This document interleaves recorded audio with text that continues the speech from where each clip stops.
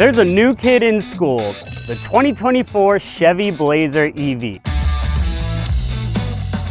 So to celebrate the occasion, we've brought along a few of its new classmates, starting with the teacher's pet, the Hyundai Ioniq 5. This is our current favorite all-wheel drive electric SUV and last year's Edmunds top rated winner. And then of course, the popular kid, the Tesla Model Y. This is the best-selling vehicle in this segment by a long way.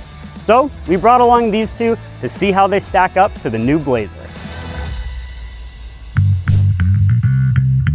Okay, we've waited a long time to drive the new Blazer EV, so we figured rather than wait any longer, we'd just buy one. So we did!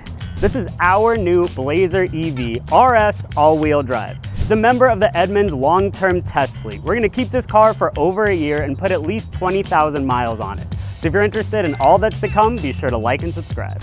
Our new Blazer did not come cheap, with the sticker price just over $60,000. So we're lining it up against a top-of-the-line Ioniq 5 Limited and a Tesla Model Y long range with full self-driving. Now all three of these cars cost around 60 grand, have all-wheel drive, and they each seat 5 passengers with room for stuff in the trunk. And most importantly, they all travel more than 250 miles on a full charge.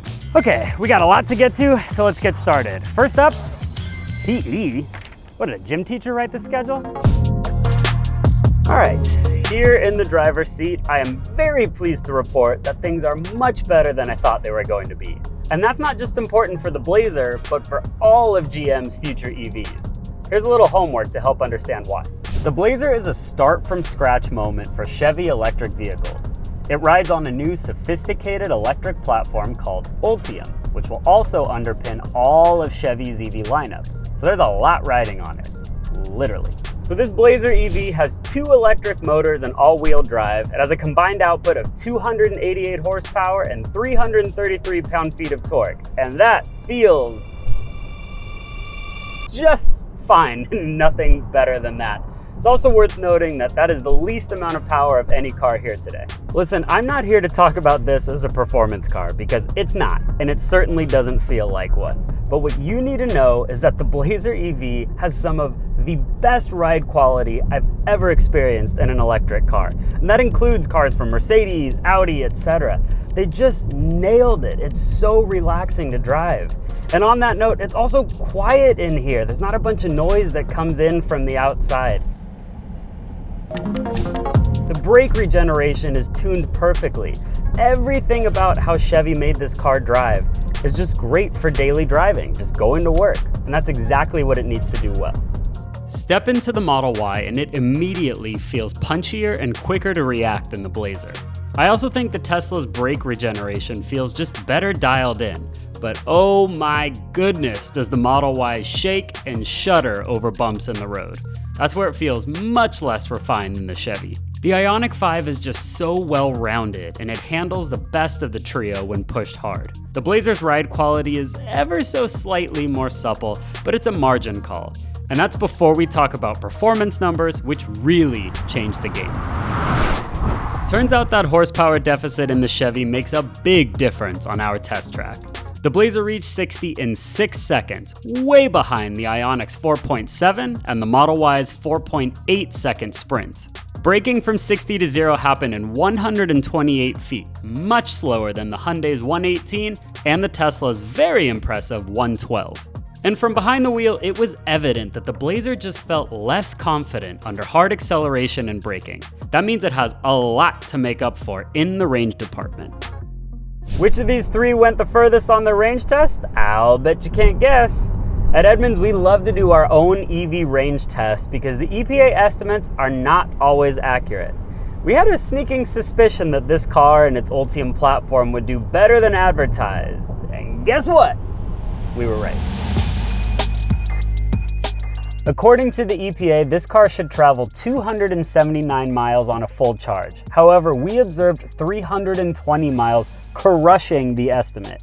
We've tested 2 cars using GM's Ultium platform, the Hummer EV and now the Blazer, and they both have overperformed significantly. That's a good sign for GM's future EVs, and we're hoping to see that in more GM products when we get our hands on them. Now here's the really interesting part. The furthest we've ever range tested a Model Y is a 2021 long range with the 21-inch wheels.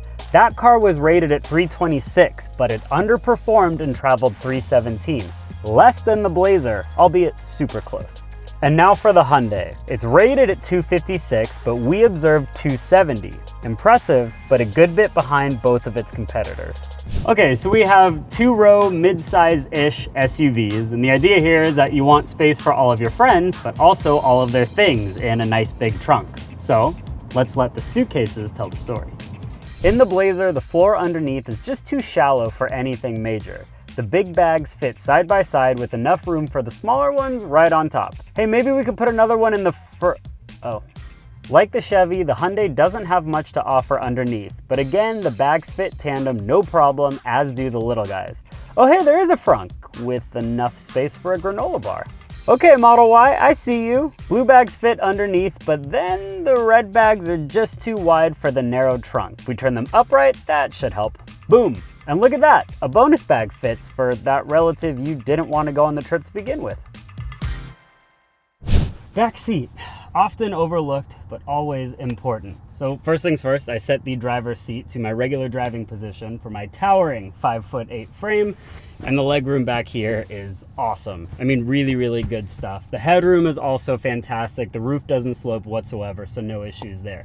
I have to say, when we put those suitcases in the back just a second ago, we had to move the back seat to a more upright position, and this ain't so great. So you kind of awkwardly twist across yourself, but then you get a nice second stage position, a lot more lean to it. Some bonus points as well, 2 places to charge your phone and 2 heated seats. Let's check out the other 2. The Ioniq also has great legroom with good space above your head. Oh, and check out how much recline you get. There are 2 USB ports, but they're USB-A. Talk about old school. The Model Y has a generous second row, but if you recline too far back, you might bonk your head on the roof. Hey, not a problem for me though. Also, extra credit for 2 USB-C ports. Okay, my friends, welcome to the front seat of the Chevy Blazer, where I can tell you right off the bat that this is much better screwed together than a Tesla Model Y. With the exception of this little early production hiccup, I'd call it. Just don't look at this, pretend like it's not there, okay? I can tell you now, after 500 miles of driving this car, I've spent a lot of time in it this week, that the seats are not as nice as the Ioniq 5. Those just have a lot more bolstering, they kind of hold your back up better, and they have that neat little leg extension for the driver, so you can really lay back and relax. The Model Y seats are also pretty nice, but they only have heating. Much like the Ioniq, the Chevy has both heating and ventilation. By the way, if you want to check out the full interior review on the Hyundai and the Tesla, check out this video. But right now, I gotta look at this because I can't stop staring at it. And that is this giant touchscreen, 17.7 inches. It comes standard on every Blazer EV. Heck, that's bigger than Tesla's giant screen in the middle of all their cars. Is it overkill? Yeah, it's enormous, but I gotta say, it looks fantastic. It's super bright, the graphics are insanely sharp. Chevy has come a long way in the last few years with its tech, and this is a prime example of it. We also get Google integration, which is awesome. So your native maps are Google, very easy to follow, everybody loves that. And you get the Google Play Store, so you can integrate third-party apps like Spotify, for example, one of my favorites. I will say we have had a few glitches in the Matrix so far, just small things like it wouldn't respond to you touching it, and the Bluetooth connection seems to drop off every now and then. Luckily, this does get over-the-air updates, so we're hopeful it's something that Chevy can fix soon, hopefully soon, because it's been a little annoying. One thing I've really come to like though is that they've left physical controls in addition to the screen. So if you want to tweak your fan speed or your temperature, for example, you get an actual button or a knob to do so. However, we need to park here for a second. Earlier this year, we reported that GM would be phasing out Apple CarPlay in all of its vehicles, and I just didn't understand it then, I don't understand it now. But guess what? Time's up, and this is the first Chevy to not get Apple CarPlay integration anymore. Even if you think that this system is perfect and does everything fine on its own, why not give customers the choice, that flexibility? It doesn't make any sense. Do you like Apple CarPlay? Let us know in the comments.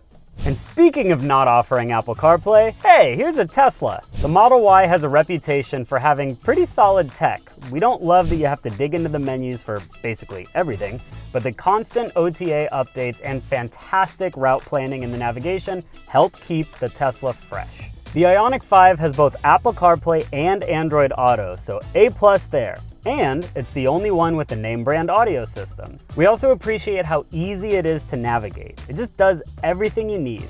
But in this group, it's starting to feel a little dated with no OTAs and quite a bit less screen real estate. So you might expect for the amount of money we paid for this car that you would get Chevy's hands-free driver system, Super Cruise, but you don't. In fact, a bunch of safety equipment, including adaptive cruise control, were part of a $2,600 options pack that pushed our car's costs up to $60,000. Even the cheapest version of the Hyundai Ioniq 5 gets adaptive cruise control. Then of course, this Tesla Model Y has full self-driving, something that I got to know just a little bit too well during our recent 4-way test. If you want to check out that video, head to the link in the description. By the way, if you want to swap out FSD for more traditional adaptive cruise control, the Model Y becomes thousands of dollars less. We already have 3 cars in the mix, and I don't want to make this any more complicated, but I noticed a problem. And I think it's one that GM has weirdly created for itself. Cadillac sells a car called the Lyriq. It rides on the very same Ultium platform, and it's just similar to the Blazer in general. The Lyriq with all-wheel drive is about $62,000. If you remember, this one is about 60 grand. The Lyriq has 500 horsepower. This car, 288. The Lyriq, nicer interior, more features, blah, blah, blah, blah, blah. I could go on. The point is, there's about 2 grand that separates the Blazer from its way more luxurious cousin. And I don't know if that makes the Cadillac a really good deal or this car a really bad one. So where does the new kid Blazer sit at the lunch table?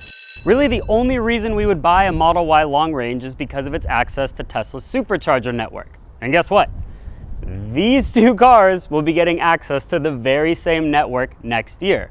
So that leaves us between the Chevy and the Hyundai for the valedictorian spot. This is a solid effort from Chevy, but it lacks the details and the excitement that make the Ioniq 5 such a special car. The Blazer EV just doesn't feel any more unique than a gas-powered Chevy, and for the money that it commands, we're left wanting more. The Blazer EV scores a 7.8 out of 10 on our rating scale, taking 5th place in our segment ranking. This puts it lower than the Hyundai Ioniq 5 and the Tesla Model Y long range. So there you have it. The Hyundai Ioniq 5 remains our favorite all-wheel drive electric SUV and the winner of this test. Stay tuned for plenty more to come with the Chevy Blazer EV. I mean, hey, we bought it after all. And for more information on all of Edmunds' long-term cars, head to the link in the description. Thanks for watching.